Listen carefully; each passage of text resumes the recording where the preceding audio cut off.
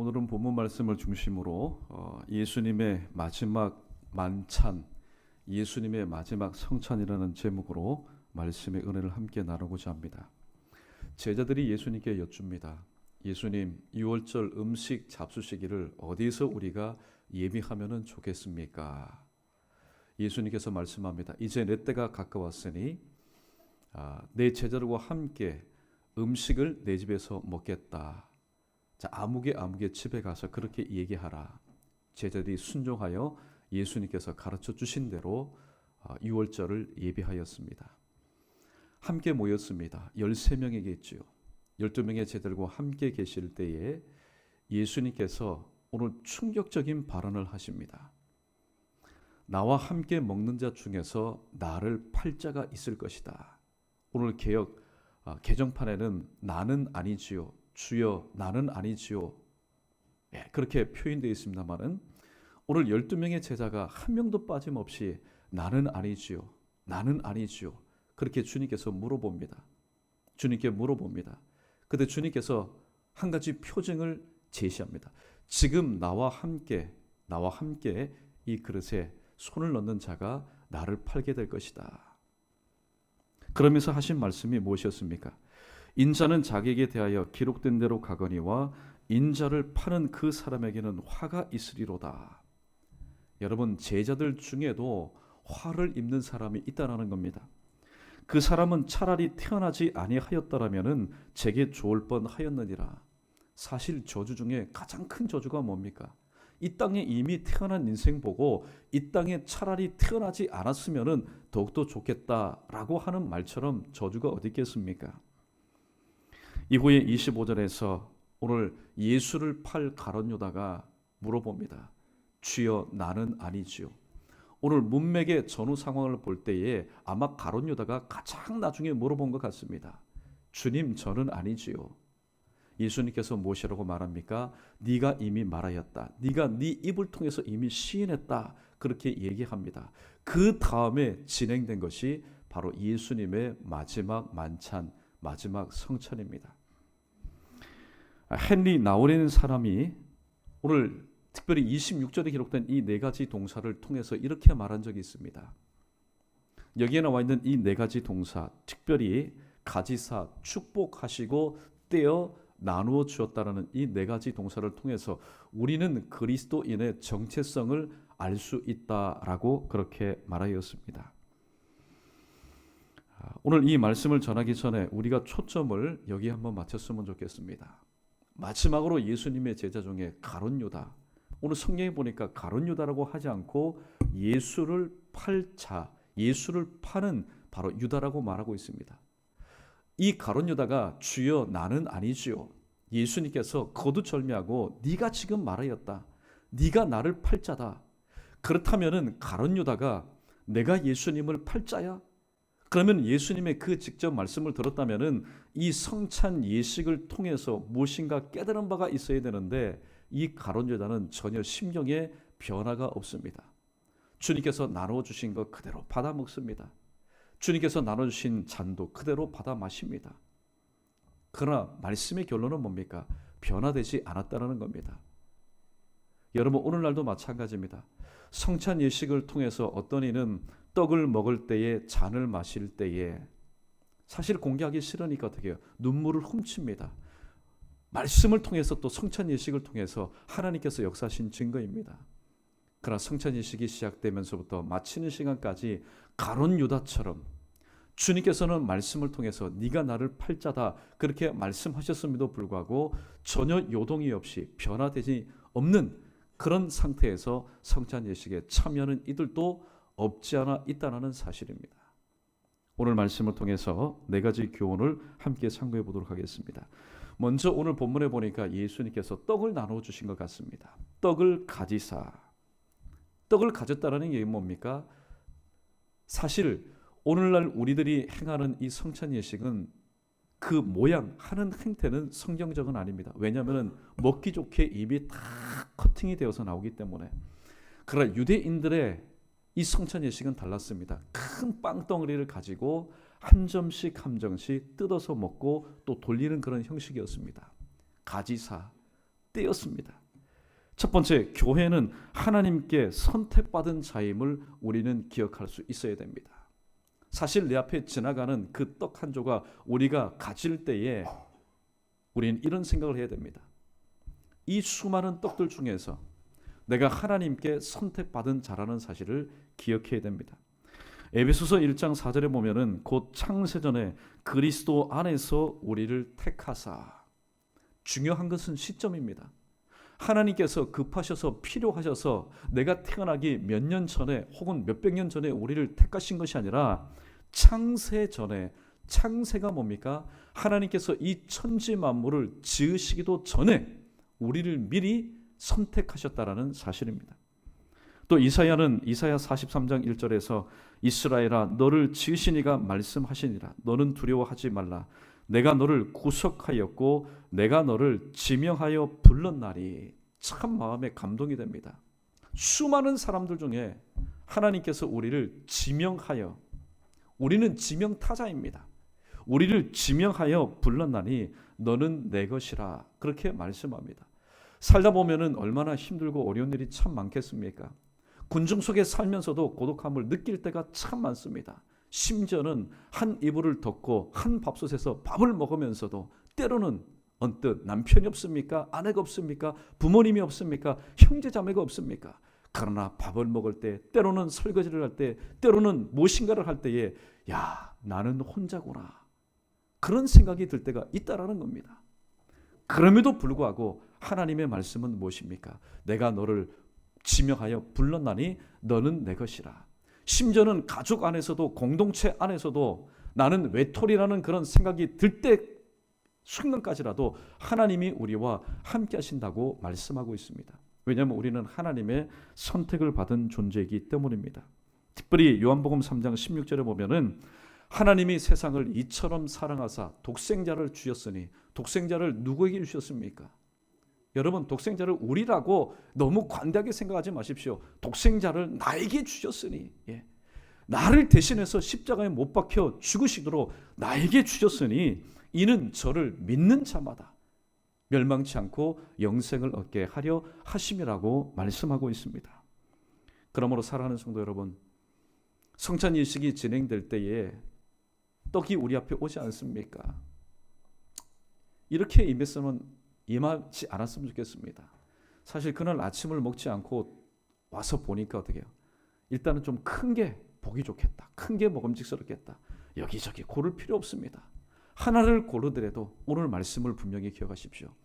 하나님께서 이 땅 가운데 수많은 인간들 중에 나를 지명하여 나를 선택하신 것처럼 내가 이 떡을 집어서 먹을 때에 하나님께 내가 선택받은 존재라는 사실을 우리가 기억하게 된다면 하나님께서 왜 나 같은 사람을 선택하셨을까? 근데 내가 아무리 생각하고 내 자신을 다시 한번 둘러보아도 선택받을 만한 자격이 없습니다. 조건도 없습니다. 잘난 것도 없습니다. 그럼에도 불구하고 나를 하나님께서 부르시고 나를 선택하여서 나를 오늘 세우셨다는 그 뜻이 무엇인지를 우리가 다시 한번 분명히 깨닫게 된다면 여러분 보십시오. 오늘 감에는 두 가지가 있습니다. 소명감이 있고 사명감이 있습니다. 절대로 사명감 먼저 감당할 수가 없습니다. 소명감이 있어야 됩니다. 하나님께서 나를 부르셨다라는 소명감이 분명해야만이 사명을 확실하게 감당할 수 있기 때문입니다. 여러분 선택한 것 아무런 뜻 없이 선택한 것 아니죠. 분명히 사람을 고를 때는 무슨 뜻이 있는 겁니다. 그렇다면 그 뜻이 무엇인지를 우리는 하나님 앞에 간구하고 하나님께서 우리에게 주신 그 사명을 힘있게 감당할 수 있어야 됩니다. 두 번째, 오늘 여기 본문에 보니까 예수님께서 떡을 가지사 들어서 축복하셨다 그렇게 말합니다. bless, 축복하셨다. 두 번째, 교회는 하나님께로부터 복받은 존재임을 기억해야 됩니다. 우리 크게 한번 따라해 보겠습니다. 나는 복받은 존재입니다. 여러분, 하나님께서 하나님의 형상대로 인간을 창조하신 이후에 인간에게 가장 먼저 하신 일이 무엇인지 아십니까? 창세기 1장 28절에 보니까 하나님이 그들에게 복을 주셨다 그렇게 말씀합니다. 그리고 생육하고 번성하여 땅에 충만하라, 땅을 정복하라. 바다의 물고기와 하늘의 새와 땅에 있는 모든 생물을 다스리라. 그렇게 말씀하였습니다. 다스릴 수 있는 지혜, 또 모든 것을 정복할 수 있고 충만하고 번성하고 생육할 수 있는 것도 하나님께서 복을 주시지 않으면은 여러분 힘들다는 겁니다. 창세기에 보면은 이삭의 기업에 관한 이야기가 나옵니다. 이삭이 100배나 되는 그런 놀라운 엄청난 기네스북에 오를 만한 수확을 얻었습니다. 요셉이 여러분 농사를 한번 지어진 농사꾼 아닙니다. 그의 아버지도 농사꾼 아닙니다. 그의 아버지 아브라함은 목축업자입니다. 여기저기 다니면서 양을 치는 사람입니다. 그러므로 한 군데 정착해서 농사를 짓는다는 것은 여러분 그는 불가능한 일입니다. 그러나 성경은 말합니다. 그 해에 100배나 되는 결실을 얻었다. 우리는 그 앞에 있는 이 단어를 놓치기 쉽습니다. 여호와께서 복을 주심으로. 그 복이 무엇일까요? 그 복은 바로 하나님께서 함께 하시는 겁니다. 우리 한국 사람과 유대인의 여러 가지 많은 차이가 있지만 특별히 이 복에 대해서도 극명한 차이를 보이는 것을 보게 됩니다. 한국 사람은 복 주는 것을 좋아합니까? 아니면은 복 받는 것을 좋아합니까? 기도 내용을 보면은 거의 95%입니다. 거의 내용이 뭡니까? 김미 하나님 주십시오. 아이도 주십시오. 집도 주십시오. 복도 주십시오. 다 달라는 겁니다. 하여튼 그게 솔직한 표현이죠. 주셔야만이 받을 수 있기 때문에. 그래서 오늘날도 이 전국 도처에 가면은 여기저기에서 빕니다. 어떤 데 보니까 100원짜리 거의 찌깍이나 되는데 자기의 불심이 좋은 사람은 쇠붙이를 딱 붙여도 붙는다 그래요. 그러면 마음의 소원이 이루어진다. 여러분 100%입니다. 마귀는요 우리의 눈과 우리의 입과 우리의 마음을 움직이는 그런 일들 얼마든지 행할 수가 있습니다. 그러면 100% 넘어가는 겁니다. 심지어는 믿는 사람도 넘어가게 되어 있습니다. 그러나 복은요 사람이 만들어 놓은 어떤 돌상이나 사람이 만들어 놓은 청동불상이 우리에게 복을 주는 것 아닙니다. 근데 사람이 어리석다라는 게 그겁니다. 이 땅에 사람이 요 모양 저 모양 만들어 놓은 것을 신성시해서 그것이 나에게 복을 준다고 하니 얼마나 여러분 어리석습니까? 그러나 유대인들은요 그렇지 않습니다. 유대인들은 축복하는 것을 좋아합니다. 복을 주는 것을 좋아합니다. 우리가 여기에서 한 가지 짚고 넘어가야 될 부분이 있는데 그것은 바로 복과 축복이라는 단어입니다. 축복은요 사람이 사람에게 행할 때에 축복하는 겁니다. 특별히 유대인들 그때 당시에는 목사가 없었기 때문에 이 축복권은 아버지에게 있었습니다. 그래서 아버지가 아들에게 손자에게 무엇을 합니까? 복을 주는 게 아니라 축복하는 겁니다. 빌축자 복복자. 하나님 아버지 나의 이 자식에게 나의 손주에게 하나님 복을 주십시오. 절대로 사람은 사람에게 복을 주는 것 아닙니다. 복을 주시는 분은 누굽니까? 복의 근원이신 하나님이십니다. 그러므로 용어도 이렇게 고치는 것이 옳습니다. 하나님 축복해 주십시오. 오늘날 여전히 기독교가 들어온 지 130여 년이 지나지만은 아직도 강단에서 일부 목사님들은 축복해 주십시오. 그 성도들이 듣기에도 어감이 참 좋지 않습니까? 기분이 좋지 않습니까? 하나님 복 주십시오 하는 것보다는 하나님 축복해 주십시오. 그러니까 여러분 이것처럼 불신앙의 말이 없습니다. 축복이라는 얘기는 빌축자 복복자입니다. 하나님께 빌어서 하나님으로 하여금 그 사람에게 복을 주는 걸 원합니다. 그런데 하나님께 기도할 때 하나님 축복해달라는 얘기는 하나님보다도 더 위대한 존재에게 하나님께서 빌어서 우리에게 복을 달라고 얘기하니 이것처럼 불신앙의 이야기가 어디 있겠습니까?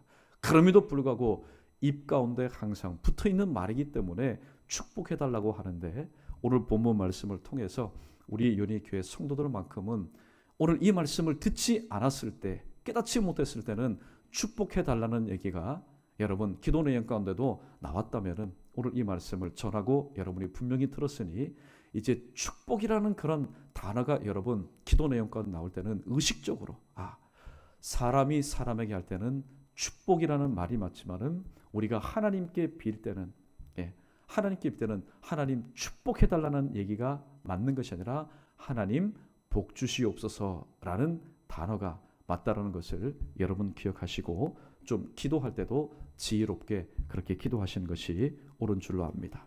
자, 세 번째입니다. 떼어. 예수님께서 이제 그 떡을 떼었습니다. 교회는 깨어져야 될 존재임을 우리는 분명히 기억해야 됩니다. 우리가 잘 알고 있는 기드온과 또 기드온과 300용사의 그 모습을 통해서 우리가 알 수 있는 것이 있습니다. 기드온과 300용사가 그 항아리에다 무엇을 감추었습니까? 항아리에다가 불을 감추었습니다. 그리고 모시에 내가 신호를 보내게 되면 그 항아리를 깨어라. 그 항아리를 깨게 되면 무엇이 나옵니까? 그 속에 감추었던 불빛이 나오게 되는 겁니다. 불빛이라는 것도 마찬가지입니다. 항아리 안에 있으면 사방을 비출 수가 없습니다. 깨어져야만이 바로 어둠을 비출 수가 있고 그 전쟁 가운데서 승리할 수 있습니다. 지난 시간에 함께 상고했던 것처럼 이 한 여인이 예수님 그 식사석상에 와서 예수님의 장례를 위해서 자신의 귀한 향유 옥합을 어떻게 했다고 했습니까? 깨뜨렸다고 얘기했습니다. 그 향유 옥합을 깨뜨리지 않고 예수님께 발 아래 두면은 그 향유 옥합은 온전한 향유 옥합일 뿐 향기가 나지 않습니다. 향유 옥합은 깨뜨려야만이 향기가 나는 것입니다. 이런 생각을 한번 해보았습니다. 남의 상처의 아픔을 알 수 있는 방법이 뭘까? 저 사람이 저렇게 아파하는데 저 사람의 아픔의 상처의 그 아픔을 알 수 있는 방법이 뭘까? 유일한 방법이 한 가지 있습니다. 나도 그 상처를 당해서 그 아픔을 내가 느끼게 될 때에 상대방의 그 상처의 아픔을 알 수가 있다는 겁니다. 절대로 나는 아프지 않는데 아픈 사람의 그 마음을 알 수가 있을까요? 그래서 고린도 후서 1장 말씀에 보면은 오늘 하나님은 모든 고난을 받는 자의 큰 위로이시라 그렇게 말씀합니다. 하나님께서 우리에게 위로하시는 이유가 뭘까요? 하나님께로 받은 그 위로를 가지고 또 나와 똑같은 고난 가운데 있는 이들을 위로할 수 있도록 하기 위해서입니다. 나는 한 번도 배를 고파본 적이 없습니다. 그런데 지금 내 앞에 배고픈 사람이 있습니다. 절대로 여러분 표정을 통해서는 야, 저 사람 많이 힘들겠다 그렇게 말은 할 수 있을지는 몰라도 내가 배고파 보지 않으면은 지금 배고픈 저 사람의 심령이 어떠한지를 여러분 절대로 알 수가 없다라는 겁니다. 여러분 실상생활의 이야기를 한번 해봅니다. 빚쟁이도 마찬가지지 않습니까? 빚을 진 사람도 지금 저 사람이 빚을 졌습니다. 많이 빚진 것 아닙니다. 그냥 적게 빚진 겁니다. 그러나 그것을 갚을 능력이 없을 때에 그 사람의 마음이 어떻게 했느냐는 겁니다. 집에 누워도 여러분 두 다리를 뻗어도 그것이 두 다리를 완전히 뻗은 것입니까? 물론 두 다리는 뻗었지만은 그 마음의 자세는 웅크리고 있는 겁니다. 이 문제를 해결하기 전까지는. 그런데 그 사람의 심정을 한 번도 빚을 져보지 않은 사람이 어떻게 알 수 있느냐 하는 겁니다. 오늘 우리 모두는 성찬을 통해서 내가 깨어지는 그런 경험을 우리는 할 수 있어야 됩니다. 주님께서 떡을 뗄 때에 왜냐하면 깨어지지 않으면 결혼도 한번 보십시오. 결혼도 보십시오. 그 결혼이 깨어지지 않으면 아무리 20일이 지나도 병아리가 태어날 수가 없는 겁니다. 깨어져야만이 새 생명이 태어날 수 있는 것이고 또 회복될 수 있는 것이고 변화될 수 있는 것이기 때문입니다. 네 번째, 오늘 예수님께서는 그 떡을 가지사 축복하시고 떼어서 예수님 혼자만 드신 것 아닙니다. 본문에 보니까 나누어 주셨다 얘기하고 있습니다. 그래서 교회는 바로 나누어 주는 바로 공동체라는 사실, 나누어 주는 존재라는 사실을 기억해야 됩니다. 우리가 잘 알고 있는 쉘 실버스타인의 역작이죠. 아낌없이 주는 나무가 있습니다. 이 아낌없이 주는 나무, 한 소년이 이 나무에게 여러 가지를 요구합니다. 이 나무는요, 그 소년이 행복하기만을 원했습니다. 그래서 다 주었습니다. 나중에는 밑둥치만 남겨있고 몸통도 다 주었습니다. 뗏목을 만들라고. 여러분, 이것이 바로 예수님의 사랑이었습니다. 일전에 말씀드린 것처럼 갈릴리 호수와 사해 바다, 어떤 성경학자가 이렇게 재미나게 해석을 한 이야기가 있습니다. 사실 사해 바다는 말 그대로 죽은 바다 아닙니까? 데드시입니다. 죽은 바다입니다. 생물체라고는 하나도 발견할 수 없습니다. 그러나 그 윗부분에 있는 이 갈릴리 호수는 얼마나 어족이 풍부한지 모릅니다. 그래서 그 성경학자가 해석하기를 이 갈릴리 호수가 어족이 풍부한 이유는 뭐냐? 저 헐몬산에서 내려오는 그 물을 계속해서 받지만은 동시에 사이를 통해서 끊임없이 흘려보내기 때문에, 나눠주기 때문에 이 갈릴리 호수의 어족이 풍부하다. 그러나 사해 바다가 죽은 바다인 것은 끊임없이 좋은 물, 신선한 물을 계속해서 받지만은 더 이상 흘려보내지 않기 때문에, 나눠주지 않기 때문에 사해 바다는 죽은 바다다. 물론 여러분 들을 때에 마음의 이해는 되지요. 우리도 마찬가지인 것 같습니다. 예수님께서 십자가에서 우리를 위해서 주신 것이 무엇입니까? 우리를 위해서 살을 뜯어주시고 또 피 한 방울, 물 한 방울 남김없이 다 우리를 위해서 주셨습니다. 그 주신 것을 한마디로 요약하자면 바로 생명을 우리에게 주신 겁니다. 잠깐 살다가 죽는 생명이 아니라 예수 그리스도, 나를 위해서 살을 점점이 뜯어주시고 나를 위해서 피 한 방울, 물 한 방울까지 남김없이 바로 주신 그 주님, 그 주님을 믿을 때에 우리에게 영원한 생명을 주신 그 주님을 우리는 믿습니다. 우리는 이미 영생을 얻은 바로 존재입니다. 그렇다면 받은 그 영생을 또 우리는 우리 혼자만 갖고 있는 것이 아니라 필요한 이들에게 나눠줄 수 있어야 됩니다. 여러분, 우리 크게 한번 따라해 보겠습니다. 슬픔의 유일한 치료제는 나눔입니다. 슬픔의 유일한 치료제는 혼자만 갖고 있는 것 아닙니다. 혼자 갖고 있다 보면은 골병듭니다. 육신도 육신대로, 마음도 마음대로, 영도 영대로 피폐해져 버립니다. 슬픔의 유일한 치료제는 바로 나눔입니다. 그런데 그 나눔은 어떤 나눔일까요? 바로 예수 그리스도의 사랑의 나눔입니다. 말씀을 정리하도록 하겠습니다. 다시 서두에 드렸던 말씀을 끌어옵니다. 주님, 나는 아니지요. 11제자가 이미 다 얘기했습니다. 주님 말씀 안 합니다. 그 11제자는 분명히 아니에요. 그럼 심적으로도 이 가룟 유다는 그러면 나겠구나. 그래도 의심 많았던 이 가룟 유다가 물어봅니다. 주님, 나는 아니지요. 네가 말하였다. 오늘 이 자리에서 말씀을 듣는 우리 같으면 어떻게 했습니까? 네가 지금 말하였다. 네가 나를 팔자라고 하면은 그 자리에서 지금 성찬 예식을 진행하는 것이 문제가 아닙니다. 내가 지금 예수님을 팔자라고 지목이 되었습니다. 같으면 주님의 무릎 앞에 엎드려서 주님, 이게 무슨 말입니까? 제가 주님을 팔자라니요. 아마 회개하는 것이 일반적인 심성일 겁니다.